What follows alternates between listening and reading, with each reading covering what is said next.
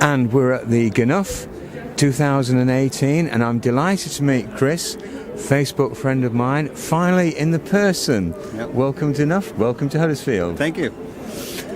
And we want to discuss the songwriting process. So Chris, can you tell me first, do you remember writing your first song and what inspired you?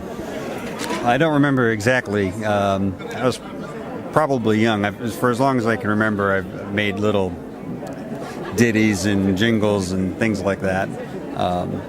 Basically just like silly poems that have a tune to them. Okay. And what was your first instrument? Guitar was the first instrument that I really played with any sort of proficiency. I can normally pick up other instruments pretty quickly. Guitar, bass, ukulele, of course. But I played guitar for about 20 years before I started playing ukulele. An easy transition? It was. I think so. I think it's easier to go that direction than the other way. I know a lot of people, ukulele players, try to learn guitar and have trouble, but cutting down the number of strings is easier. Right. And how often do you write songs? How many on average would you write? Maybe nowadays, maybe a dozen a year or something like that. Yeah, I'm not too busy writing songs these days, but there was a time where maybe it was one or two a day, but I didn't keep up that pace for very long.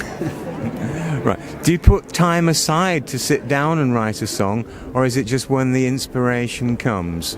Yeah, normally when the inspiration comes. If I have some reason that I need to write a song, like a contest or something like that, some deadline to write something, then I'll sit down and try to write something. But normally it's just an organic thing. Okay. Some people find that ideas come totally out of the blue, particularly when they're falling asleep. Does that ever happen to you? Sometimes, yeah. Or maybe I'll be watching a TV show and I'll hear something and like, oh, that would make a good song, or I'll read something. So I think mostly things from my environment or things I read or see will inspire me more. But yeah, occasionally I'll be laying down and try to go to sleep and a tune will get in my head. And how do you record it if that happens? It used to be that I would just make some notes. Anymore, I'll just turn on my phone and use the sound recorder to talk into it or hum the tune to it or something like that. Okay, and when you're writing, what comes first? The lyrics or the tune, or do you do both together? Normally, lyrics come first.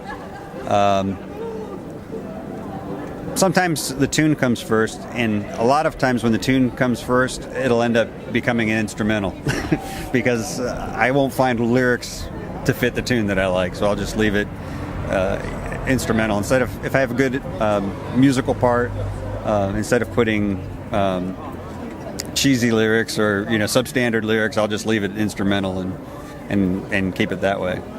Okay. And when you're writing the tune, do you have an instrument with you, or would you do it in your head first?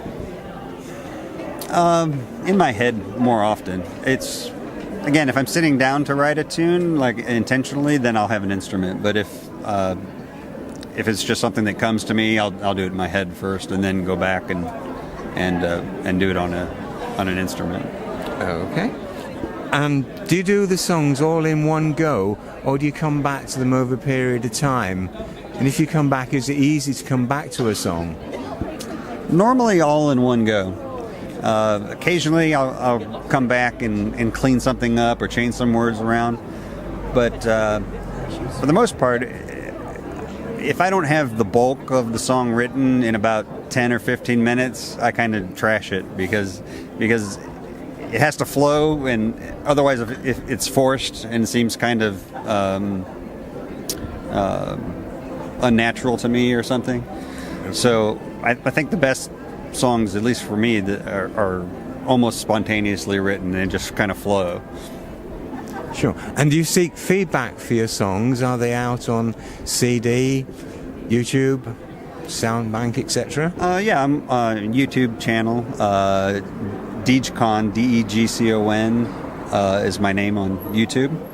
And I have 2 songs that are out on iTunes or Spotify that were part of compilation CDs.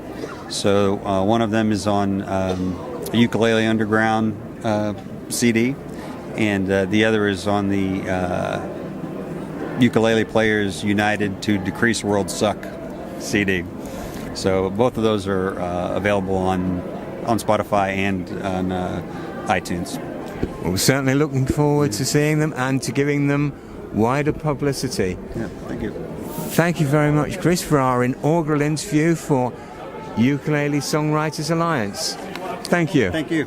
My pleasure.